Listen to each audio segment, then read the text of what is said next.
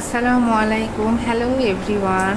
আজকে আমি রান্না করেছিলাম আলু এবং করলা দারুণ স্বাদের ভাজাভুজি।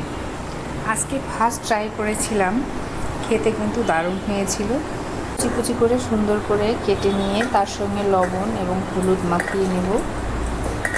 আলুগুলো লবণ হলুদের সঙ্গে সুন্দর করে মাখা হয়ে গেলে তারপরে করলাগুলোকে সুন্দর করে কুচি কুচি করে নিয়েছিলাম, তার সঙ্গে আমি লবণ হলুদ মাখিয়ে নেব।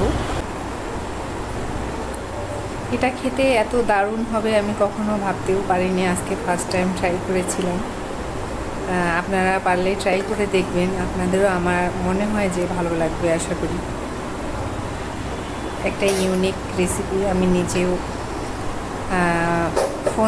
ফোনে আসলে দেখে শিখেছিলাম, শিখে আজকে ট্রাই করলাম। তারপরে একটা কড়াই দিয়ে তাতে দিলাম সরিষার তেল। আমি সব রান্নাতেই মোটামুটি সরিষার তেল ব্যবহার করি, বাসায় আসলে আমাদের সরিষার তেলই খাওয়া হয়। সরিষার তেলে আলুটাকে দিয়ে, মাখানো আলুটাকে দিয়ে সুন্দর করে ভেজে নিব লাল লাল করে। আমার লাল লাল করে ভাজা হয়ে গেছে। এখন আলুটাকে নামিয়ে নিব। আলু ভাজিটাকে, এটা এক প্রকার আলু ভাজি হয়েছে, কিন্তু সেটাকে নামিয়ে নিব।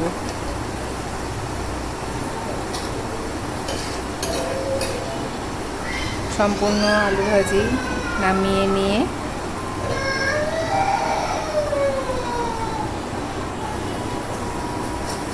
অনেক ক্রিস্পি হয়েছিল, কিন্তু এটা খেতে কিন্তু আসলেই অনেক দারুণ, যেটা আমি কল্পনাও করিনি এত আসলে টেস্টি হবে।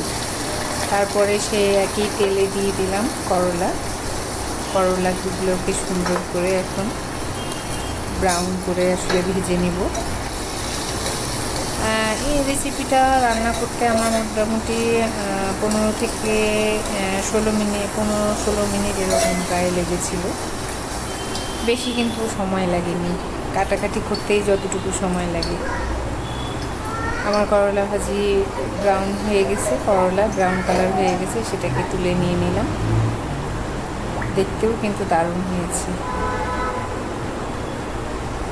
এরপরে আমার সেম কড়াইয়ে সেম তেলে পেঁয়াজ এবং রসুন ভেজে নেব।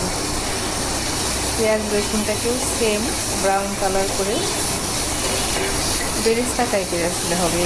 পেঁয়াজ রসুনটা বেরেস্তা, মানে পেঁয়াজ যেরকম করে বেরেস্তা করে ভেজে নিই সেরকম করে বেরেস্তা করে ভেজে নিয়ে তুলে নেব।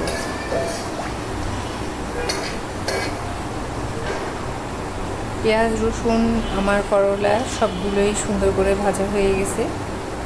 এখন এটাকে কিছুই না, জাস্ট হাত দিয়ে সুন্দর করে মিক্স করে নেব।